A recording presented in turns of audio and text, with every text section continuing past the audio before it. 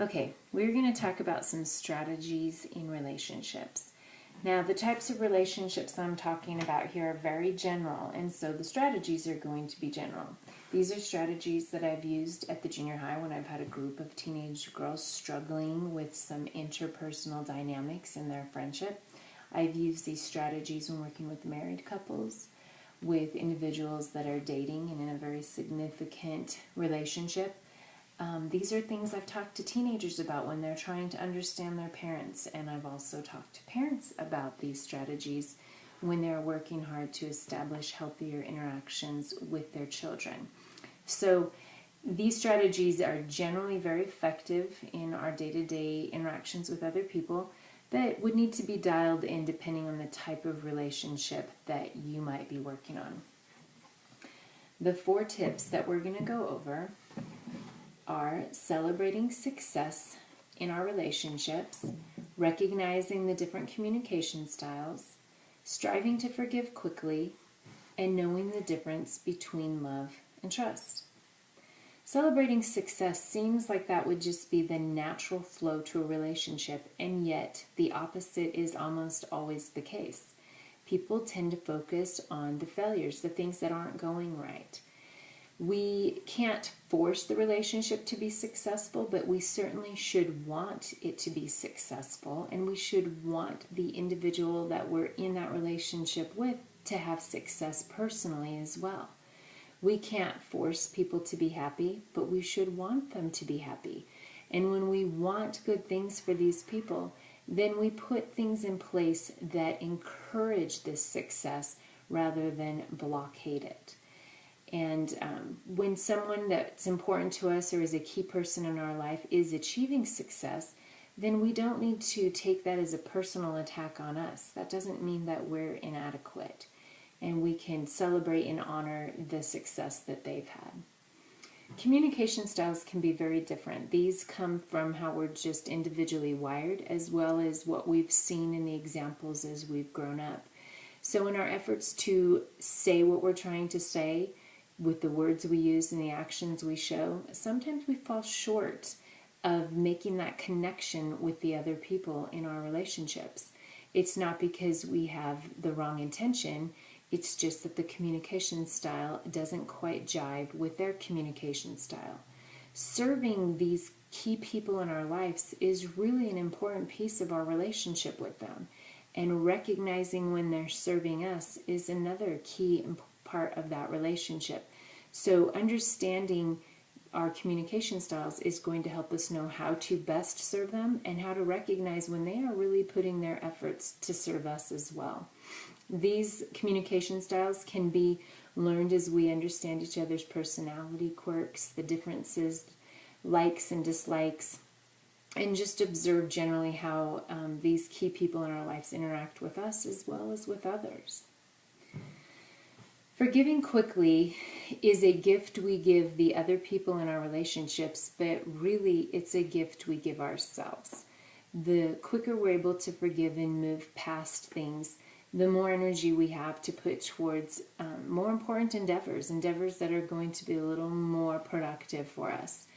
Practicing forgiveness in the small little interactions of day-to-day ins and outs is going to help us when we're faced with a more challenging circumstance. For example, a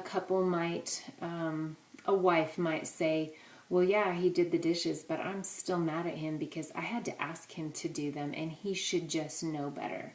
He should just know that's what needs to be done. Well, in theory, this is a great example of a success. There was communication. She let him know that she would really appreciate the dishes being done, and it sounds like he did the dishes. So forgiving quickly and recognizing as a success would be a much better place to put that exchange rather than holding some anger out about that. When we practice in these small little interactions, then when we do get to a more challenging situation, we may have to decide that we are determined to forgive, but recognize that it's going to be more of a process than just a decision at that time. And deciding to engage in that process is going to be very beneficial. Now, if we are in a relationship that we see ending, forgiveness is still an important part of that exchange. Forgiveness is going to benefit us, it's going to benefit the relationship, regardless of whether we stay in it or put some distance there. And number 4 is knowing the difference between love and trust. In fact, with friendships, I might not even use the word love. I might explain it as 2 kind of separate scales. So we have this scale where our friendship, our kindness, our compassion, and love are all on this scale. And trust, very, very separate scale. Friendship, kindness, compassion, love, those are free gifts. We give those away. People don't have to earn them. They're things that we give away. And so in a healthy parent-child relationship, we're talking off the charts. There's no scale that can measure the amount of love that a parent has unconditionally for that child. Trust is not a free thing. It's earned. Trust is earned, and it's earned as we give opportunities, and people rise to that opportunity, and we give more opportunities and more opportunities. So going back to that group of girls in my office, a lot of times the issue they have is they have all of this friendship and maybe even, love of their friends, and so they've given away this trust as well. They haven't required the other people in the group to earn it, and as a result, secrets have been told, devastating things have been shared, or confidences have been broken, and so there's just this shattering out of the trust and all kinds of turmoil in the group. And as a result, they assume that means no more friendship. They got to just drop the friendship. They're not allowed to be their friend anymore.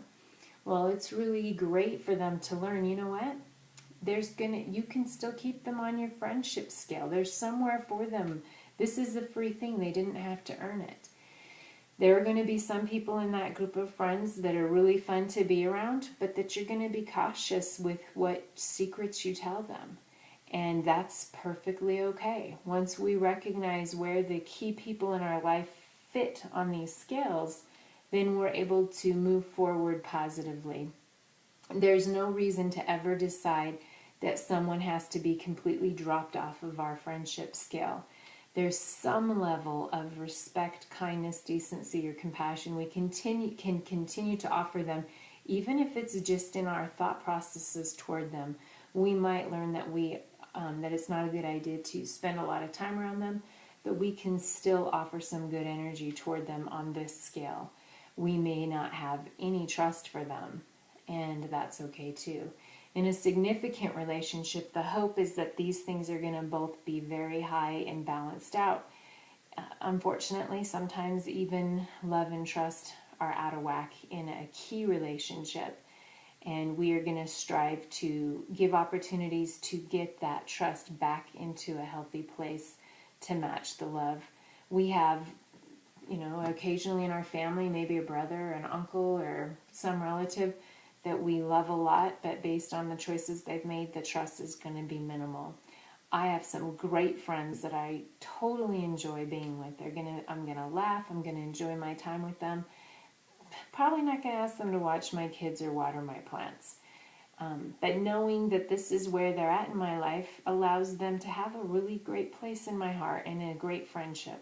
So these 2 scales are really important to keep in mind as we evaluate our friendships, our relationships, and recognize where people fit on all that. So regardless of whether you're working on your relationships with friends, in a marriage, in a relationship with a significant other, with your children, or with your parents, these tips of learning to celebrate success, recognizing that communication styles are different, striving to forgive quickly, especially in the small things, so that the larger, more challenging circumstances can also be worked through, and knowing there is a big difference between love and trust. These 4 things are going to really help set the stage for some successful relationships, and possibly helping us recognize when we need to put some distance in our relationships.